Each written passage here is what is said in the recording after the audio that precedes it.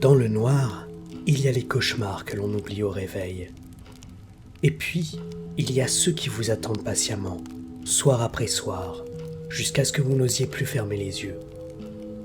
Ce soir, dans le noir, vous amène derrière les portes d'un programme secret, né d'une seule question. Et si nous pouvions partager nos rêves ? Comme toutes les mauvaises idées, celle-ci commence avec de bonnes intentions. Elle se termine avec des corps qui se liquéfient sur des lits d'hôpital, et une chose qui rampe hors de l'inconscient pour apprendre à tisser sa toile dans la tête des gens.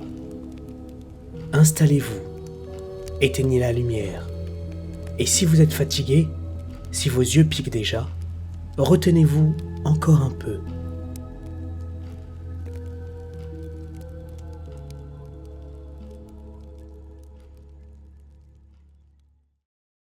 On m'a demandé dans le rapport officiel d'écrire que tout a commencé par un dysfonctionnement. Une réaction imprévue dans un cadre expérimental contrôlé. C'est ce que vous lirez si un jour quelqu'un déclassifie les dossiers du projet Noctis. La vérité, c'est que ça a commencé le jour où nous avons décidé qu'un cauchemar pouvait être quantifié. Je m'appelle Elias Vernier. À l'époque, j'étais neurobiologiste, consultant pour une structure privée financée officieusement par plusieurs États. Sur les documents, nous étions à un centre de recherche somnologique avancé.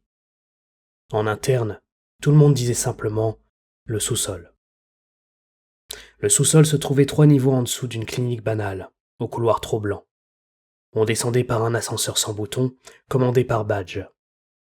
Dans le miroir, l'éclairage blafard vous donnait toujours un air malade, comme un mauvais présage. Le cœur du projet, c'était une salle. Noctis One. 12 lits disposés en cercle, chaque patient relié à un casque EEG dernière génération, à un réseau de fibres optiques convergeant vers un noyau central, à un cylindre de verre blindé rempli d'un gel translucide parcouru de filaments lumineux. On appelait ça le nœud. Techniquement, c'était une interface neuromatrice, capable d'analyser en temps réel l'activité onirique de plusieurs cerveaux et de synchroniser certains motifs. Sur le papier, l'objectif était simple. Créer un rêve partagé. Pas une illusion, pas une projection guidée par un thérapeute, non. Un véritable espace commun, généré par les cerveaux connectés entre eux, avec des règles stables et des souvenirs croisés. Le genre d'idée qui rend les investisseurs hystériques, et quelques militaires aussi. Les premiers mois, nous avons travaillé avec des volontaires, étudiants payés, insomniaques désespérés, quelques profils soigneusement sélectionnés. On collectait des données, on testait la synchronisation. Rien de spectaculaire. Des impressions communes, des coïncidences, des couleurs partagées, des fragments d'architecture qui revenaient. Puis, au 6e mois, la direction a décidé de lancer ce qu'ils appelaient Somnia 12. 12 sujets sélectionnés sur des critères précis. Forte récurrence de cauchemars, antécédents de parasomnie, du somnambulisme, de la paralysie du sommeil par exemple, capacité de rêve lucide chez au moins la moitié d'entre eux, et surtout un détail qui m'a mis mal à l'aise. Tous avaient déjà mentionné, au moins une fois, la sensation d'être observés dans leur sommeil. On leur a vendu ça comme une thérapie. Ils signaient pour se libérer de leurs cauchemars, participer à un protocole novateur.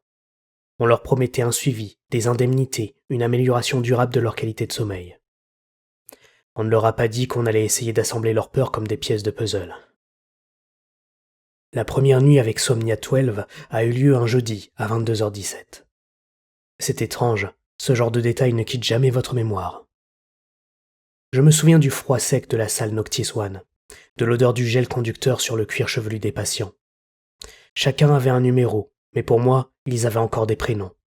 Martha, Yanis, Claire, Rami, Louise. Ils semblaient presque apaisés, étendus sous la lumière douce du plafond. Le nœud, quant à lui, au centre, palpitait d'une lueur bleutée, comme un cœur artificiel. Phase d'induction dans 30 secondes. La voix d'Ania, notre ingénieur de plateau, a résonné dans l'interphone. Les écrans se sont remplis de courbes colorées. Les yeux se sont clos. L'EEG a commencé à dessiner les ondes lentes du début du sommeil. RAS, comme on dit. J'avais les yeux rivés sur les indices de synchronisation. Au bout de 20 minutes, les premiers signaux REM sont apparus. C'est là que le nœud a commencé son travail. De ma place dans la régie, j'ai vu les ondes des 12 cerveaux glisser les unes vers les autres, comme des bancs de poissons qui s'alignent. Une harmonisation progressive, presque élégante. Les indices de phase se rapprochaient de 1.0. « On y est !» a murmuré Anya. « C'est beau, non ?» a lâché un des superviseurs derrière moi. « Beau. Ce n'est pas le mot que j'emploierai aujourd'hui. » Sur un des écrans, celui de Martha, une activité anormale est apparue. Une pointe brutalement plus haute que les autres. Puis un pic similaire chez Yanis, puis Claire. Une sorte de vague qui est passée de cerveau en cerveau. Le nœud s'est mis à vibrer.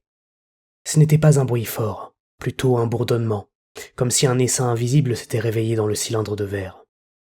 La lumière bleue à l'intérieur a pris une teinte plus froide, presque métallique. « Fluctuation dans le canal 3 », a signalé Anya. « Compensé », j'ai répondu. On a ajusté la puissance, modifié les paramètres, les indices de synchronisation ont grimpé d'un coup, tous en même temps. 0,93, 0,97, 0,99. Et là, tous les sujets ont parlé, en même temps, sur 12 micros différents. Un seul mot. Regardez. Le frisson qui m'a traversé à ce moment-là, je le sens encore quand j'y pense. Ce qui suit, je ne l'ai pas vu directement. Je ne peux que vous le raconter à travers les enregistrements, les journaux et les souvenirs fragmentés des rares survivants. Ils se sont retrouvés ensemble dans un même endroit, un couloir sans mur, un sol sans matière, juste une impression de longueur infinie, avec quelque chose de sombre au-dessus, comme un plafond trop loin pour être distingué. Mais ils savaient qu'ils n'étaient pas seuls. Ils décrivent tous la même sensation, comme une araignée derrière la nuque, mais à l'intérieur de la tête. Il n'y avait pas encore de forme visible, juste des fils au début. De fines lignes noires suspendues dans l'air, à peine perceptibles. Quand l'un d'eux bougeait, ces fils vibraient, comme si quelque chose, quelque part, enregistrait chacun de leurs gestes.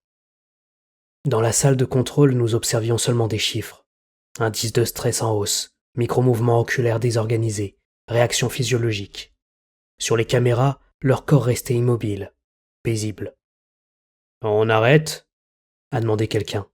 « Non, pas encore. On tient un phénomène unique », a tranché le directeur scientifique. Unique, c'est vrai qu'il l'était. Martha a été la première à la voir. Dans le couloir onirique, au bout de cette perspective infinie, quelque chose s'est détaché du plafond invisible. Une silhouette filiforme a glissé vers le bas, comme une goutte d'encre qui se serait étirée à contresens de la gravité. Pas de visage, pas de traits, juste une sorte de masque pâle, ovale, suspendu à un corps trop long, trop segmenté. Les bras ne se terminaient pas en mains, mais en prolongements multiples, comme si chaque os avait poussé en 4 directions différentes. De ces branches fines pendaient les fils noirs qui disparaissaient dans le vide. Ils ont tous donné des descriptions légèrement différentes, mais il y a des constantes. Une absence totale des yeux, de la bouche, du nez, une impression de hauteur impossible à mesurer, et surtout le sentiment très net que ce n'était pas la première fois qu'il la voyait, juste la première fois qu'il s'en rendait compte. La chose ne marchait pas, elle pendait, elle se laissait descendre comme un pendule. Les fils vibraient, s'ancrant dans l'air autour de chaque rêveur. Dans leur récit, c'est à ce moment-là que le couloir s'est divisé. Les 12 se voyaient encore, mais derrière chacun d'eux, d'autres silhouettes sont apparues, floues, comme si des milliers d'êtres étaient connectés en arrière-plan. Des inconnus, des visages à demi formés, des fragments de souvenirs. « Ce n'est pas possible », a soufflé Louise dans le rêve. « Nous sommes 12. » « Non, » a répondu quelque chose qui parlait à travers Yanis. « Vous n'êtes que les premiers à être reliés. » Dans la salle de contrôle, les choses ont commencé à partir en vrille. Le nœud a cessé de vibrer, comme si un silence total s'était abattu sur la machine. Les courbes EEG, elles, se sont mises à converger vers un tracé unique, parfaitement identique pour les 12. C'est physiquement absurde. Les cerveaux humains ne fonctionnent pas avec une telle symétrie parfaite. « On dirait une seule activité », a murmuré Anya. « Ce n'est pas possible. Il doit y avoir un bug d'affichage, » ai-je répondu. On a vérifié les connexions, les câbles étaient intacts. Rien ne laissait penser à une erreur technique. Et pourtant, les 12 ondes se superposaient à la perfection. Puis le cœur du nœud a changé de couleur. La lumière bleue est devenue noire. Pas une absence de lumière, non, une sorte de noir brillant, comme du goudron encore chaud, dans lequel dansaient des reflets argentés. Une substance a commencé à se former à l'intérieur du cylindre de verre. « C'est quoi ça ? On a une fuite de gel ? » ?»« Non, non, le niveau est constant. » Peu à peu, le gel translucide a semblé pourrir. Des filaments sombres se sont étirés, dessinant une silhouette vaguement humanoïde, comme un embryon qui se contorsionne. On insistait pour dire que ce n'était qu'un artefact optique, un effet de lumière. Puis, Martha a crié. Sur les enregistrements vidéo, c'est net. À 22h43, Martha se cambre d'un coup sur son lit. Les attaches se tendent, ses veines se gonflent. Les capteurs collés à sa peau bipent comme des alarmes affolées. Sa bouche s'ouvre pour un cri, mais aucun son ne sort.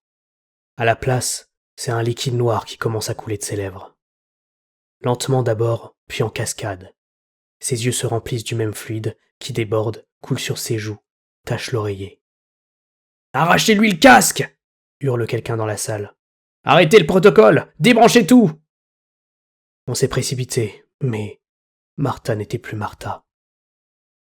Sa peau a commencé à se ramollir, comme si la structure même dans son corps cédait. Les muscles perdaient leur cohérence, se décomposaient sous l'épiderme, qui flottait comme un tissu sur une masse en liquéfaction.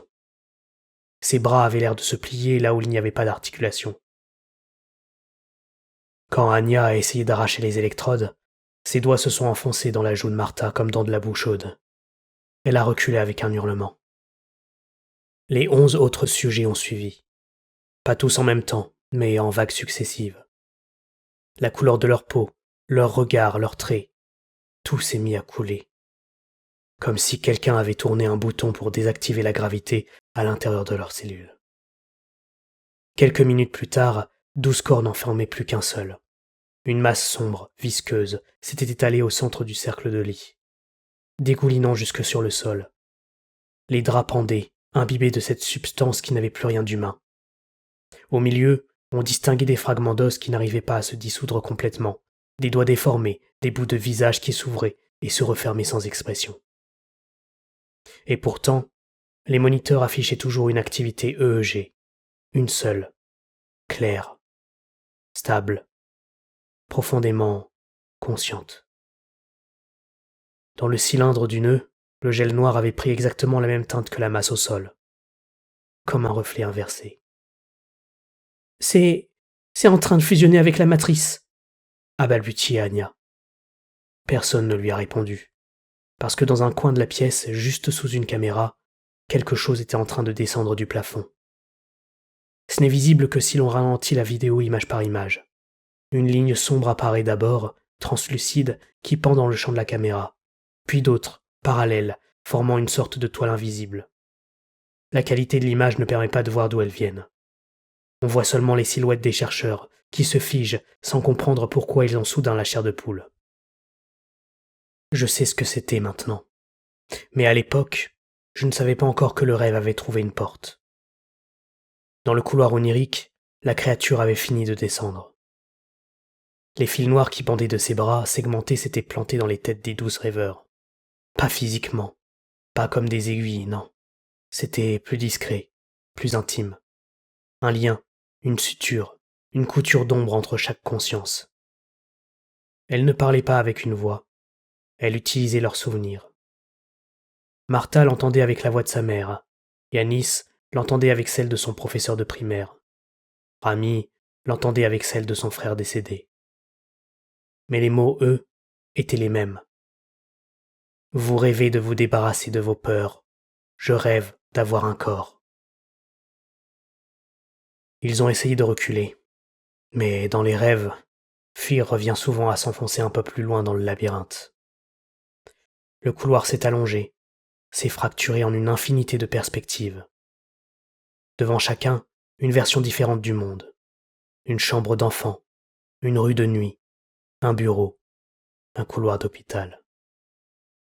Là où ils se sentaient le plus vulnérables. Vous ne savez pas combien vous êtes nombreux à m'avoir nourri, chuchotait la créature à travers eux. À chaque nuit blanche, à chaque sursaut, à chaque souffle retenu sur votre oreiller, je devenais un peu plus dense. Vous m'avez donné des fragments, des silhouettes à moitié formées. Il ne me manquait qu'un point de convergence. Le nœud. Noctis. Notre machine de rêve collectif. Vous m'avez relié, vous m'avez donné un centre et un corps où me déposer. C'est à ce moment-là que leurs corps ont commencé à se liquéfier dans le monde réel. La fusion n'était pas un simple accident, c'était un transfert. La chose se coula dans leur chair, la pilait, la mélangeait, la réduisait à une pâte vivante, un matériau brut pour façonner son enveloppe. Dans la salle, la masse noire a commencé à se contracter.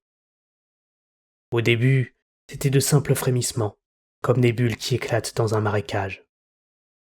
Puis, il y eut des mouvements plus nets. La matière s'est mise à se hisser sur elle-même, à s'élever, à former des colonnes, des appendices.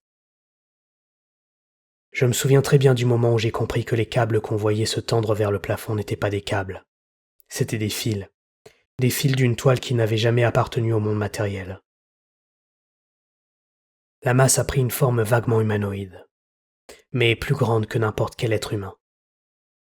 Les fragments d'os se sont réorganisés à l'intérieur, créant un bruit humide de choses qui se cassent à l'envers. Le liquide noir s'est tendu en membrane, en ligaments, en prolongement, jusqu'à ce qu'un torse se distingue, avec un centre blanchâtre, une sorte de masque lisse, centré. Des visages se sont formés un instant à sa surface. Martha, Yanis, Claire. Ils pressaient de l'intérieur, comme si leur âme tentait une dernière fois de sortir. Puis, ils se sont résorbés, laissant le masque à nouveau neutre. La créature s'est pliée en avant, comme si elle inspirait pour la première fois. Je ne me souviens pas avoir crié ni avoir reculé. Je me souviens seulement d'avoir vu, dans le reflet des vitres, que derrière moi, les silhouettes de mes collègues semblaient plus nombreuses, comme si d'autres personnes plus floues se tenaient déjà là, superposées à nous. Je n'ai compris qu'après qu'elle était en train de tisser. Ils ont tout essayé pour la contenir. Les sas se sont verrouillés, le système d'extinction automatique s'est déclenché, noyant la pièce de gaz inerte. Des alarmes hurlaient, des lumières rouges clignotaient. La créature, elle, ne semblait pas s'en soucier. Les gaz la traversaient, faisaient frémir sa surface sans altérer sa cohésion. Sous ses pieds, la masse résiduelle se contractait encore, se réorganisant en un tapis de fils noirâtres qui s'étendait vers le mur, le sol, le plafond. Partout où ces fils touchaient la matière, les caméras crépitaient de parasites visuels, comme si la réalité elle-même devenait un écran de veille corrompu. Et puis les lumières se sont éteintes. Seulement une seconde. Un clignement. Quand elles se sont rallumées, la créature n'était plus au centre de la salle. Elle était partout. Des dizaines de fils invisibles pendaient désormais dans toutes les pièces, traversant les murs comme s'ils n'existaient pas. Un technicien a senti quelque chose effleurer sa nuque. Il a porté la main à l'endroit et s'est soudain figé, les yeux grands ouverts. Sur les caméras, son EEG à lui, dans la régie, s'est embrasé. Une activité REM brutale, alors qu'il était éveillé. La créature avait compris. Elle n'avait plus besoin de nos machines. Les jours qui ont suivi ont été flous, tissés de trous noirs. Officiellement, la version retenue est celle d'un incident biologique sévère, ayant entraîné la mise en quarantaine puis la destruction complète du sous-sol. Un incendie, une fuite chimique, choisissez la variante qui vous rassure le plus. En réalité, ils ont muré. Ils ont bétonné la totalité du niveau, noyé le nœud dans du ciment, plombé les accès, effacé les disques durs. Ils ont dispersé le personnel dans d'autres institutions, réécrit nos CV, imposé des clauses de confidentialité sous menace de poursuite et de bien pire encore. Tout ce qui pouvait servir de corps au tisseur de rêves a été enfermé là-dessous. La matrice, les restes liquéfiés de Somnia 12, les équipements saturés de ses premiers pas dans le réel. Ils pensaient que ça suffirait. Ils n'ont pas compris que ce n'était plus son corps qui comptait, mais sa toile. Un mois après l'incident, j'ai commencé à faire des rêves récurrents. Je me tenais dans un couloir sans mur. Au-dessus de moi, il y avait un plafond invisible. Devant, une silhouette suspendue à des fils. Je savais qu'elle était trop loin pour que je la distingue clairement. Pourtant, à chaque rêve, elle semblait un peu plus proche, comme si, nuit après nuit, elle s'écartait millimètre par millimètre du plafond, se laissant descendre vers moi. Les rêves n'avaient rien de spectaculaire. Pas de poursuite, pas de sang, pas de scène gore. Juste cette connaissance froide, au fond de l'estomac. Quelque chose avait trouvé mon adresse. Et je n'étais pas le seul. J'ai commencé à recevoir des mails d'anciens collègues, des phrases incomplètes, des messages envoyés à 3 heures du matin, puis supprimés, puis renvoyés. Tu rêves aussi du couloir? Je l'ai vu près, cette nuit. Je ne dors plus, je crois qu'elle n'aime pas ça. Certains ne répondaient plus du tout. On disait qu'ils avaient fait des crises cardiaques, des accidents, des dépressions brutales. Moi je savais, parce qu'à chaque décès, la silhouette dans mes rêves gagnait quelques centimètres. J'ai compris finalement ce que nous avions créé. La créature n'a pas besoin d'un corps au sens humain, non. Elle en a eu un, comme une étape, une chrysalide. Les 12 patients n'étaient que la première mue. Son vrai corps, c'est la connexion. Les fils qui partent du rêve de l'un vers celui de l'autre. Les peurs communes, les histoires qu'on se répète, les images qui circulent. Plus elle est racontée, plus elle est pensée, plus ces fils s'ancrent profondément dans de nouveaux esprits. Le projet Noctis lui a offert un nid, un point de condensation. Nous avons permis à toutes ces peurs dispersées de se rejoindre en une seule entité. Depuis, elle se contente de suivre les chemins que nous lui ouvrons. Les insomnies, les forums de gens épuisés qui décrivent leurs cauchemars, les histoires qu'on s'échange tard dans la nuit pour se faire peur. Plus vous essayez de ne pas y penser, plus vous la nourrissez. Parce que ce qui tisse, ce ne sont pas seulement ces fils, ce sont vos pensées qui resserrent la toile. Vous voulez savoir pourquoi je dis tout ça? Pourquoi je vous le raconte à vous, maintenant? Ce n'est pas une confession. Ce n'est pas un avertissement non plus, non. C'est une tentative de cartographie. À chaque fois que je décris le couloir, la créature, les fils, j'observe ce qui se passe ensuite dans mes rêves. Je note les variations. Parfois, elle est plus proche. Parfois, elle recule un peu. Comme si certains détails la tiraient et d'autres la gênaient. J'essaie de comprendre les règles, les limites. Mais il y a une constante, une chose qui ne change jamais. À la fin, juste avant mon réveil, je vois toujours les mêmes fils descendre du plafond, vers des silhouettes qui ne sont pas les miennes. Des silhouettes assises dans le noir, un casque sur les oreilles, les yeux ouverts ou mi-clos, qui écoutent une histoire. Et là, derrière elles, quelque chose qui se laisse glisser. Vous vous demandez si tout cela est vrai? Si cette histoire est juste une fiction de plus pour nourrir vos frissons nocturnes? Posez-vous une seule question avant de dormir. Quand vous serez dans votre lit, dans quelques heures, que vous fixerez le plafond dans la pénombre, en vous disant que ce n'était qu'une histoire, est-ce que vous oserez vraiment vérifier, du bout des doigts, s'il n'y a pas un fil, un seul, qui pend juste au-dessus de votre tête?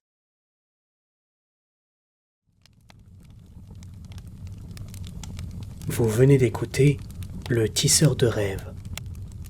On dit que certains cauchemars disparaissent quand on en parle à voix haute. D'autres, au contraire, profitent de chaque récit pour agrandir leur territoire.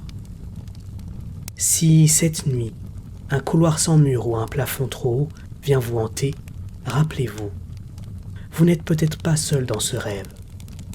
Et si vous sentez comme une caresse froide derrière la nuque, ne cherchez pas à voir d'où elle vient, car il est déjà trop tard. Dans le noir reviendra avec une autre histoire, un autre frôlement dans l'obscurité. D'ici là, reposez-vous, si vous l'osez, et ne regardez pas trop longtemps le plafond.